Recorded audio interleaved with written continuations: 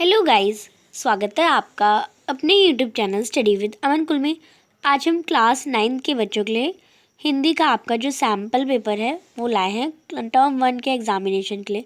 तो आपका जो सैम्पल पेपर में से जो क्वेश्चन आते हैं वो बहुत ज़्यादा मोस्टली आने के चांसेस होते हैं, तो आप हमेशा सैम्पल पेपर ज़रूर सॉल्व कर लीजिए। एसएसटी में भी हमने आपके सॉल्व कराए थे एंड वही क्वेश्चन आए। मैथ्स में भी हमने जो सॉल्व कराया वही क्वेश्चन आए। तो आप हिंदी का भी देखिए और सैम्पल पेपर को अच्छे से देख लीजिए, पढ़ लीजिए। इसी में से क्वेश्चन और इसी से रिलेटेड क्वेश्चन आ सकते हैं। तो आपका जो 40 मार्क्स का पेपर होगा, 90 मिनट्स का होगा, 1.5 घंटे का होगा पेपर।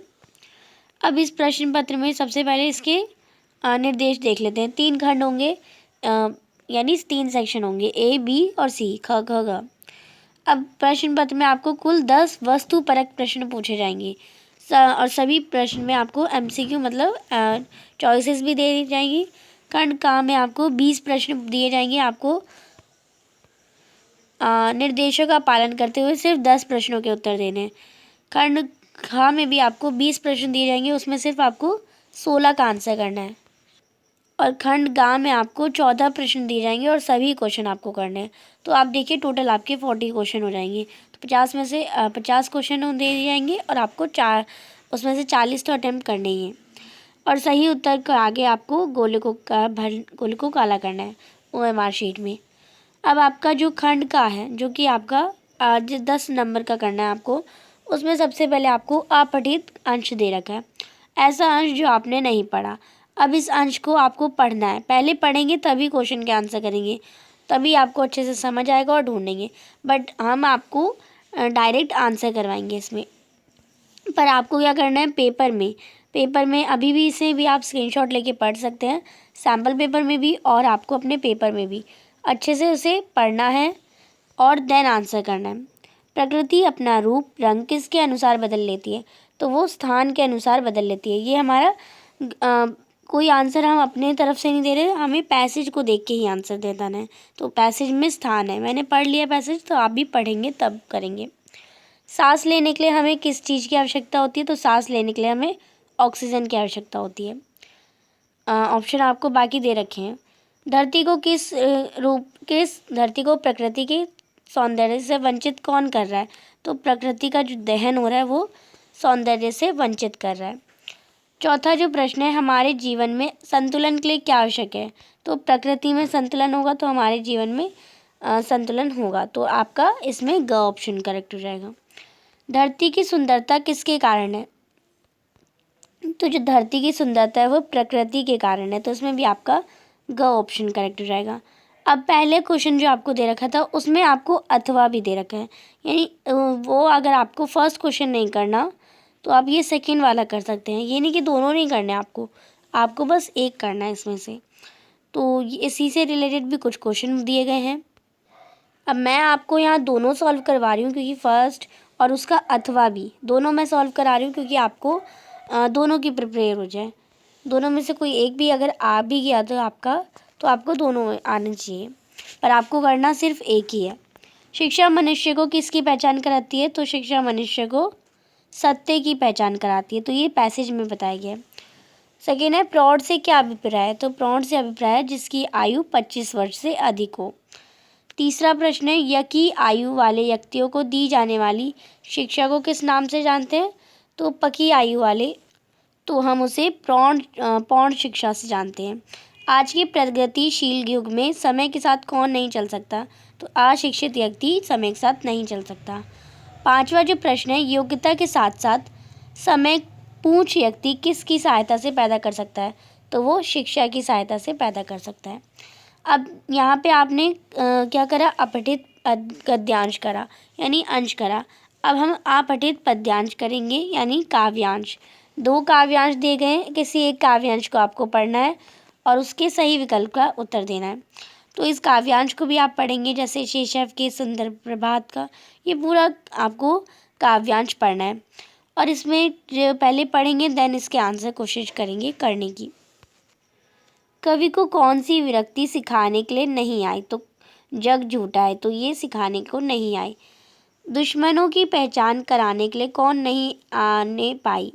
तो यानी दुश्मनों की पहचान कराने के लिए कौन नहीं आने पाई, प्रेरणा नहीं आने पाई। तो इसमें आपका काव्यांश में ये दे रखा है, तो हम काव्यांश के अकॉर्डिंग ही चलेंगे।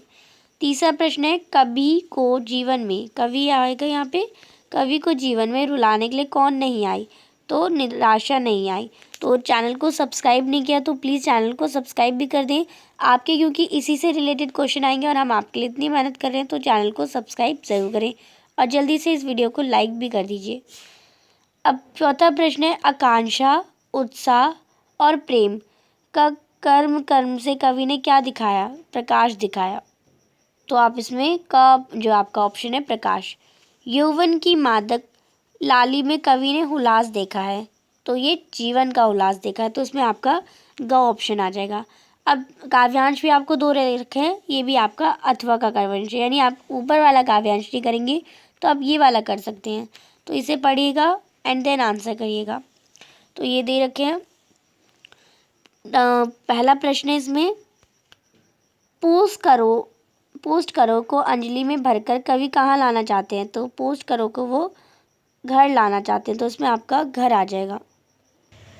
कवि किनकी शोभा देकर कविता बनाने की बात कर रहा है, तो कवि ओस कणों की शोभा देकर कविता बनाने की बात कर रहा है। तीसरा प्रश्न है, सुबह सुबह खुशी में क्या क्या बनाने की बात की जा रही है, तो वो दीपावली बनाने की बात की जा रही है, तो आप इसमें घ ऑप्शन दीपावली कर लेंगे। नेक्स्ट है चौथा प्रश्न, पत्तों पर और फूलों पर पग पग कौन बिखरे हुए हैं, तो रतन बिखरे हुए हैं, तो इसमें आपका ग ऑप्शन रतन हो जाएगा। नेक्स्ट है मोती की लड़ियाँ किसी ने कहाँ बिखेर दी है, तो वो हरी घास पर बिखेर दी है। तो आप काव्यांश पढ़ेंगे तो आपको इन सभी के आंसर आ जाएंगे। खंड खा दे रखा है, अब हमारा खंड का जो है वो 10 मार्क्स का वो कंप्लीट होता है। खंड खा में दे रखा है व्यवहारिक व्याकरण। निर्देशान आपको 4 प्रश्नों के उत्तर दे लिखिए, तो 4 प्रश्नों के उत्तर देने हैं। अपमान शब्द में उपसर्ग, तो अपमान शब्द में उपसर्ग है अप। अधि उपसर्ग वाला शब्द है, तो अधि इसमें उपसर्ग वाला शब्द, तो आप देखिए अधि उपसर्ग होगा अधि और वक्ता, वक्ता अलग शब्द है, अधि अलग शब्द है, दोनों मिला के अधिवक्ता हो जाएगा। तो इसमें आपका क ऑप्शन जो है करेक्ट है। आप देखिए अधिक का कोई मूल शब्द नहीं है, अधीर रा कोई मूल शब्द नहीं है, क अधिक तो वो ये मूल शब्द नहीं है, इसलिए ये नहीं होंगे। नेक्स्ट है सनसनाहट शब्द में प्रयुक्त प्रत्यय है, तो हट, सनाहट, आहट या सन। तो आप देखिए आहट जब जो शब्द है वो प्रत्यय के लिए यूज़ हुआ है, तो सन, सना, सनसना और प्लस में आहट। अब एक प्रत्यय वाला शब्द है, तो इसमें सामाजिक, तो इसमें आपका ख ऑप्शन सामाजिक हो जाएगा। निरपराध शब्द में मूल शब्द क्या है, तो निरपराध शब्द में मूल शब्द है अपराध। आ जो है वो छुपा हुआ है। निर्देशन के लिए 4 प्रश्नों के, तो इनमें से आप देखिए 5 दे रखे थे, आपको कोई 4 ही करने थे, तो मैंने आपको चारों 5 करवाए, आपको कोई ये 4 करने हैं। धनहीन शब्द में समास होगा, तो धनहीन शब्द में तत्पुरुष समास होगा। सेकंड है नीलांबर, समस्त पद का सही विग्रह क्या होगा, तो नीला है जो अंबर, इसमें ख ऑप्शन जो है। दोपहरों का समार का समस्त पद क्या होगा, दोपहर, तो इसमें आपका घ ऑप्शन हो जाएगा। दब दब समास का सही उदाहरण है उल्टा सीधा, तो इसमें आपका द्वंद्व हो जाएगा, उल्टा सीधा। नेक्स्ट है 5th क्वेश्चन, गज जैसे आने वाले गणेश, ये समास विग्रह किस समास का उदाहरण है, तो गज जैसे आने वाला गणेश ये बहुव्रीहि समास का उदाहरण है। 5वां प्रश्न है, निर्देशांक किसी 4 प्रश्नों के उत्तर लिखिए। मनोज विद्यालय नहीं जाता है, अर्थ की दृष्टि से वाक्य होगा, तो ये निषेधवाचक जो है वाक्य हो जाएगा। सेकंड है, काश विराट पत्र लिखता, अर्थ की दृष्टि से वाक्य है इच्छावाचक, तो इसमें आपका इच्छावाचक आ जाएगा। तीसरा प्रश्न है, तो हम तीसरा देखते हैं। प्रश्न वाचक वाक्य का सही उदाहरण होगा, तो इसमें आप देखिए प्रश्नवाचक में जब क्वेश्चन मार्क लगे लास्ट में तो हम लगाएंगे। तो क्या मनोज बाजार गया, यहाँ क्वेश्चन पूछा गया, तो प्रश्नवाचक वाक्य का सही उदाहरण हो जाएगा। मैं कल पार्क गया था, वाक्य का प्रश्नवाचक वाक्य में सही रूपांतरण होगा, तो आप देखिए प्रश्नवाचक में पूछा गया तो इस क्वेश्चन मार्क लगेगा, तो मैं कल पार्क क्यों गया था। आज्ञावाचक वाक्य का सही उदाहरण होगा। तो आज्ञावाचक में आप देखिए, आप यहाँ से चले जाइए, या क्या आप जाना चाहते हैं, आप क्यों जाना चाहते हैं, आप कहाँ जाना चाहते हैं। तो इसमें आपका ऑप्शन आप यहाँ से चले जाइए। नेक्स्ट क्वेश्चन है क्वेश्चन नंबर 6। इसमें से भी आपको किन्हीं 4 प्रश्नों के उत्तर करने हैं। निम्नलिखित पंक्तियों में आपको अनुप्रास अलंकार अलंकार देखना है। तो इसमें आप देखिए, चमचम चपला चमकी, जहाँ पे आप देखिए चा जो है, जो वर्ड है आगे का रिपीट हो रहा है, तो वह अनुप्रास अलंकार में होता है। तो इसमें आपका ग ऑप्शन हो जाएगा। सेकेंड है उत्प्रेक्षा अलंकार का सही उदाहरण है। तो आप देखिए, उत्प्रेक्षा अलंकार का पाहुन जो आए हो गांव के शहर के, तो ये आपका जो का ऑप्शन है वो करेक्ट हो जाएगा। थर्ड है निम्नलिखित में रूपक अलंकार होगा। तो इसमें आप देखिए, जो आपका रूपक अलंकार है वो आपका हो जाएगा, मैया मैं तो चंद्र खिलौना ले हो। तो इसमें आपका ये रूपक अलंकार हो जाएगा। नेक्स्ट है क्वेश्चन नंबर 4, यमक अलंकार का सही उदाहरण। तो यमक अलंकार का सही उदाहरण हो, 3 बैर खाती थी वह 3 बैर खाती है। तो इसमें आपका घ ऑप्शन हो जाएगा। 5वां प्रश्न है, जहाँ तक श्लेष, जहाँ एक शब्द से एक अधिक अर्थ निकले वहाँ कौन सा अलंकार हो, वहाँ पे श्लेष अलंकार होता है। नेक्स्ट जो खंड गा है वो आपका पाठ्य पुस्तक यानी अपनी बुक से है। पहला आपको ये टोटल 14 मार्क्स का, आपको 14 के 14 प्रश्न करने हैं। पहले गद्यांश दे रखा है आपको इसे देखना है। गांव के लड़के वालों का स्वागत किस तरह करते थे, तो वो तालियां बजा बजा कर करते थे। सारा दिन फाटक पर टकटकी लगाए कौन देखते रहे, दोनों मित्र देखते रहे। तो इसमें आपका का हो जाएगा। नेक्स्ट है थर्ड, थक हार कर दोनों ने किसकी रब की मिट्टी चटनी शुरू कर दी। तो इसमें चाटनी शुरू कर दी, तो उन्होंने दीवार की मिट्टी चाटनी शुरू कर दी। फिर है झूरी ने प्रातःकाल दोनों बैलों को कहाँ खड़े देखा, तालाब पर, बाल में, चरनी पर या खेत पर। तो उन्होंने चरनी पर खड़े हुए देखा। तो इसमें आपका चरनी आ जाएगा। 5वां प्रश्न है, बैलों को देखकर झूरी की क्या दशा हुई, तो वह स्नेह से गदगद हो गया। तो इसमें आपका का ऑप्शन जो है करेक्ट है। 8वां प्रश्न है, इन प्रश्नों में आपको सही उत्तर का विकल्प चुनना है। लहासा की और पाठ में सर्वोच्च स्थान पर क्या था, तो डांडे के देवता का स्थान था। लहासा की और पाठ में लेखक के घोड़े की क्या दशा थी, वह बहुत धीरे चल रहा था, तेज चल रहा था, भाग रहा था, बैठ गया था। तो वो बहुत धीरे चल रहा था। तो इसमें भी आपका का ऑप्शन करेक्ट है। 9वां प्रश्न है, निम्नलिखित पद्यांश को पढ़कर पूछे गए प्रश्नों के सही विकल्प दीजिए। तो ये आपका पद्यांश है, इसे आपको पढ़ना है और प्रश्नों के सही उत्तर करने हैं। मनुष्य कब महान कहलाता है, तो जब उसके कुल में जन्म होता है, माँ बाप धनी होते हैं, जब वह धर्म संप्रदाय होता है, जब उसके काम ऊंचे होते हैं। तो इसमें आपका घ ऑप्शन हो जाएगा। कबीरदास जी ने साधु सिद्धा को किसके समान बताया, तो उन्होंने स्वर्ण कलश में सुरा के समान बताया। तो इसमें आपका का ऑप्शन हो जाएगा।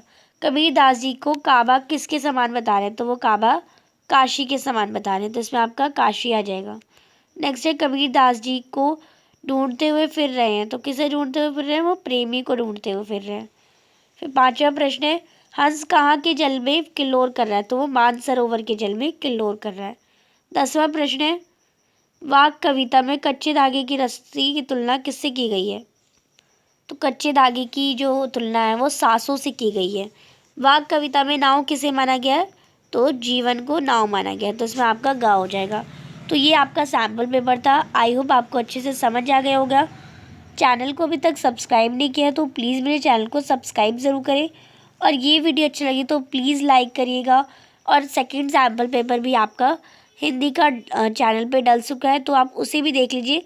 दोनों में मिला के आपका कुछ क्वेश्चंस तो आपके फंस जाएंगे जो आपके एग्ज़ाम में आ जाएंगे, और हिंदी का जब आपका एग्ज़ाम हो जाएगा तो उसकी आंसर की भी चैनल पे अपलोड हो जाएगी। तो प्लीज़ चैनल को सब्सक्राइब ज़रूर कर लें। Thanks for watching video. Bye bye guys.